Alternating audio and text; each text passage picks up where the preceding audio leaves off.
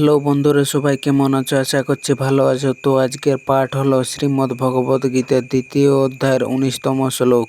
তাহলে চলো আর দেরি না করে শুরু করি। শ্লোকটি হলো এনং ব্যক্তি হন্তারং যশ্চেনং মন্যতে হতম উভো তো ন বীজানিত নায়ং হন্তি ন হন্যতে। এই শ্লোকটি সহজ অর্থ হলো, যে ব্যক্তি আত্মাকে হত্যাকারী বলে মনে করে এবং যে ব্যক্তি আত্মাকে নিহত বলে মনে করে, তারা উভয়ে প্রকৃত সত্য জানে না। কারণ আত্মা কাউকে হত্যা করে না এবং আত্মাকেও কেউ হত্যা করতে পারে না। এই শ্লোকে ভগবান শ্রীকৃষ্ণ আত্মার অবিনশ্বর স্বরূপকে আরও স্পষ্টভাবে ব্যাখ্যা করেছেন। এরপর চলো শ্লোকটিকে ধাপে ধাপে বিস্তারিতভাবে ব্যাখ্যা করি। তো শ্লোকের প্রথমে রয়েছে এনং ব্যক্তি হন্তারম।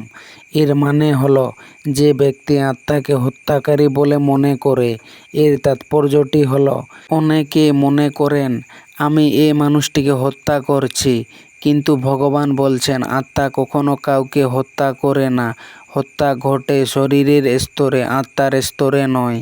শ্লোকের এরপর রয়েছে এনং মন্যতে হতম। এর মানে হলো, এবং যে ব্যক্তি আত্মাকে নিহত বলে মনে করে।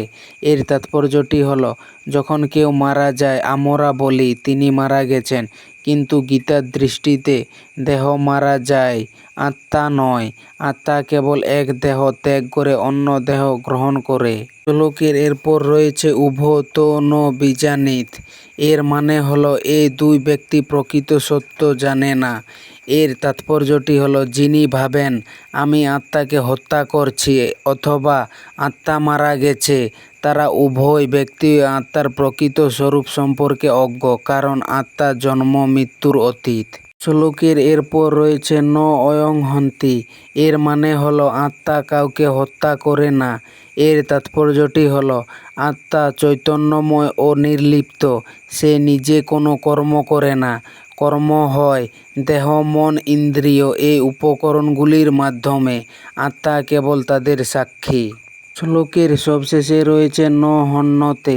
এর মানে হলো, আত্মা কেউ হত্যা করতে পারে না। এর তাৎপর্যটি হলো, এই শ্লোকের শেষ অংশটি অত্যন্ত গুরুত্বপূর্ণ। ভগবান স্পষ্ট ঘোষণা করছেন যে আত্মার মৃত্যু অসম্ভব, তাই যুদ্ধক্ষেত্রে শরীর ধ্বংস হলেও আত্মা অক্ষত থাকে।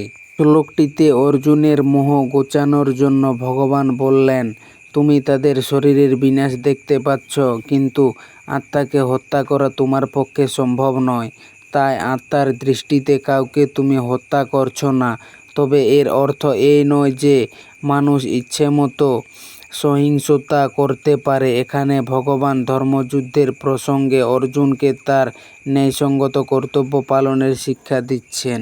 এই শ্লোকের গভীর দার্শনিক তাৎপর্যটি হলো, এখানে একটি সূক্ষ্ম কিন্তু অত্যন্ত গুরুত্বপূর্ণ পার্থক্য আছে। শরীরের স্তর ও আত্মার স্তর। শরীরের স্তরে হত্যা হয়, শরীর ক্ষত্রিয়ে তীরবিদ্ধ হয়, রক্ত পড়ে প্রাণ যায়, এটা সত্য। আত্মার স্তরে কোনো হত্যা হয় না। আত্মা অবিনাশী, পরিবর্তনশীল, কেউ তাকে স্পর্শ করতে পারে না। কৃষ্ণ এখানে অর্জুনকে আত্মার স্তরে দৃষ্টিভঙ্গি থেকে দেখতে বলছেন।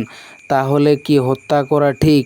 এখানে বোঝার বিষয়, কৃষ্ণ বলছেন না যে হত্যা কোনো ব্যাপারই না। তিনি বলছেন আত্মার অবিনাশিতা বুঝলে মৃত্যুভয় ও শোক দূর হয় এবং তখন ধর্মকর্তব্য পালনে বাধা থাকে না। উভো তো ন বীজানিত। এর মানে হলো, উভয়ে অজ্ঞ। কৃষ্ণ বলছেন যে হত্যাকারী ভাবে এবং যে নিহত ভাবে, উভয়ে আত্মতত্ত্ব জানে না। এই কথাটা অত্যন্ত গুরুত্বপূর্ণ। সাধারণত আমরা মনে করি যে মারে সে পাপী, যে মরে সে নিরীহ। কিন্তু কৃষ্ণ বলছেন উভয়ের অজ্ঞানতা একই রকম। দুজনের আত্মার প্রকৃত স্বরূপ না জেনে ভুল করছে। প্রকৃত জ্ঞানী জানেন শরীরের মৃত্যু হয়, আত্মার নয়।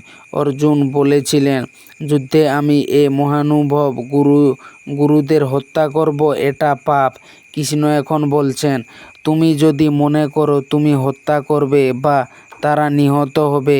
উভয় ক্ষেত্রেই তুমি আত্মার প্রকৃত স্বরূপ জানো না। যদি উদাহরণস্বরূপ শ্লোকটিকে বুঝি, তাহলে ধরুন একটি নাটকে একজন অভিনেতা রাজাকে হত্যা করলেন।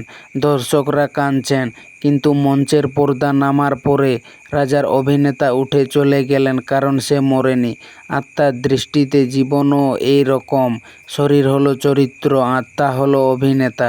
চরিত্র মরে, অভিনেতা মরে না। যে মঞ্চে যা হচ্ছে তাকে সত্যিকারের মৃত্যু মনে করে সে আসল সত্য জানে না। এই শ্লোকটির থেকে আমরা যা শিক্ষণীয় বিষয়গুলো পাই সেগুলো হলো, প্রথমটি হলো আত্মা কখনো কাউকে হত্যা করে না। দ্বিতীয়টি হলো আত্মাকে কেউ হত্যা করতেও পারে না। তৃতীয়টি হলো দেহের মৃত্যু আত্মার মৃত্যু নয়। চতুর্থটি হলো প্রকৃত জ্ঞান আত্মা ও দেহের পার্থক্য বোঝার মধ্যে নিহিত। পঞ্চমটি হলো কর্তব্য পালন করতে হলে মোহ ও অজ্ঞানতা দূর করতে হবে। তাহলে এই পুরো শ্লোকটির থেকে আমরা যা সারসংক্ষেপে পেলাম তা হলো, ভগবান শ্রীকৃষ্ণ অর্জুনকে বলছেন, অর্জুন, যে মনে করে আত্মা কাউকে হত্যা করে বা আত্মা নিহত হয় সে প্রকৃত সত্য জানে না। আত্মা অবিনশ্বর। শরীরের মৃত্যু হয়, কিন্তু আত্মার মৃত্যু কখনো হয় না। তাই দেহের পরিবর্তনকে চূড়ান্ত সত্য মনে করে শোক করা উচিত নয়। এই শ্লোকের মাধ্যমে ভগবান শ্রীকৃষ্ণ ঘোষণা করছেন যে আত্মা হত্যাকারী নয়, আত্মা নিহতও হয় না। হত্যা ও মৃত্যু কেবল শরীরের ক্ষেত্রে প্রযোজ্য। আত্মা সর্বদা চিরন্তন, অবিনশ্বর ও অক্ষয়। এই শ্লোক আমাদের শেখায় যে আত্মার প্রকৃত স্বরূপ উপলব্ধি করলে মানুষের ভয়, শোক ও মোহ দূর হয় এবং সে ধর্ম ও কর্তব্য পথে দৃঢ় থাকতে পারে। তো বন্ধুরা, এই ছিল শ্রীমদ্ ভগবদ্গীতার 2য় অধ্যায়ের 19তম শ্লোক। তো শ্লোকটি কেমন হয়েছে? আশা করছি ভালো হয়েছে। যদি শ্লোকটি ভালো লেগে থাকে তাহলে লাইক, কমেন্ট, শেয়ার, সাবস্ক্রাইব করে দিও। আর ধন্যবাদ সবাইকে ভিডিওটি শেষ পর্যন্ত দেখার জন্য।